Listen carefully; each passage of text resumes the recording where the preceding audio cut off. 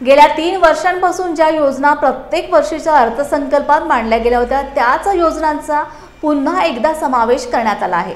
लाडक्या बहिणींच्या मतांवर हे सरकार निवडून आले, त्यांना 2100 रुपये प्रति महिन्याचे आश्वासन निवडणुकीच्या जाहीरनाम्यात करण्यात आले होते। ते वचन सुद्धा या अर्थसंकल्पात पाळण्यात आलेले नाही।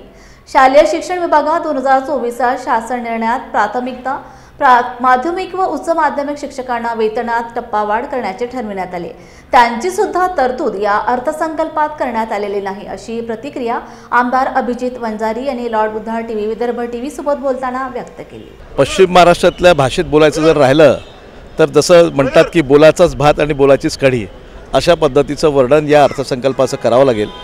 कारण अर्थसंकल्पामध्ये ज्या योजना 2 वर्षापूर्वी याच महायुती सरकारनं मांडल्या होत्या त्याच योजना पुन्हा एकदा नव्यानं या ठिकाणी घोषणा करण्यात आलेल्या आहे। अनेक योजना आहेत ज्याच्यामध्ये पैशाची तरतूद करण्यात आली नाही आहे आणि कोणताही दिलासा या अर्थसंकल्पाच्या माध्यमातून सर्वसामान्य जनतेला मिळाला नाही। ज्या लाडकी बहिणींना यांनी आश्वासन दिलं होतं की सत्तेमध्ये आल्यानंतर आम्ही 2100 रुपये तुम्हाला 1500 वरून 2100 रुपये देऊ, त्याही बहिणींचा विचार यांनी केला नाही।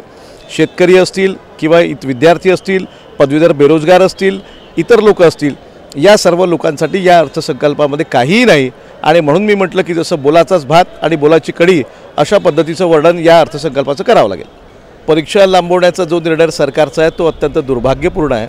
कारण प्राथमिकचे जे विद्यार्थी आहेत, लहानशे पोरं आहेत, ते त्या एप्रिल महिन्याच्या शेवटच्या त्या इतक्या 40-42च्या टेम्परेचरमध्ये शाळेमध्ये जातील आणि त्यांची परीक्षा होईल, हा दुर्दैवी निर्णय आहे। आम्ही सर्व पदवीधर आमदार, सर्व शिक्षक आमदार आम्ही मंत्र्यांना भेटून ती मागणी करणार आहे की ती परीक्षा पूर्ववत एप्रिलच्या पहिल्या महिन्यामध्ये कशी संपवता येईल याचा विचार त्यांनी केला पाहिजे।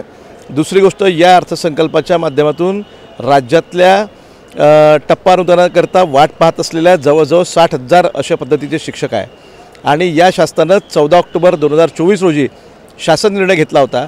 आपल्या शासन निर्णयावर कायम न राहता त्यांची तरतूद खरं म्हणजे या आपल्या पुरवणी मागण्यांमध्ये करायला पाहिजे होती आणि ती जर नसेल केली तर कमीत कमी आजच्या अर्थसंकल्पामध्ये करायला पाहिजे होती, पण त्याचीसुद्धा तसदी या शासनानं घेतली नाही आणि म्हणून असे अनेक प्रश्न अनुत्तरित आहे। उद्यापासून दोन्ही सभागृहामध्ये त्याच्यावर जेव्हा चर्चा होईल तेव्हा या अर्थसंकल्पाचा भांडाफोड आम्ही केल्याशिवाय राहणार नाही।